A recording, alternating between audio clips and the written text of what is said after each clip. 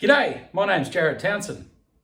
Are you a small business, an innovator, an inventor, an entrepreneur, intrapreneur, futurepreneur, or something that ends in preneur? Come along next Saturday, the 13th of May, to Split Space's Ideas Fest. There's going to be a bunch of amazing content, amazing people, a showcase of local innovation and small innovative businesses, and a bunch of topics and workshops. I'll be delivering a topic on ideation, looking at how do you develop ideas, how do you create ideas to solve problems, what are those processes and journeys that you go through. I'll also be doing a topic on MVP, minimum viable product.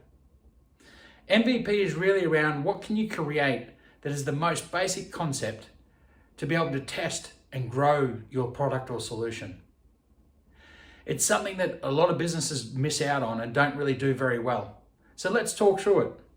If you're a small business, you're at school, you have ideas, you would like to innovate on something you're already doing, or you'd like to take your ideas and journeys and concepts off of a page and into reality, come along to the Ideas Fest next week at Split Spaces, Saturday, the 13th of May. You can find all the details on the website at splitspaces.com.au/Ideas Fest Mackay.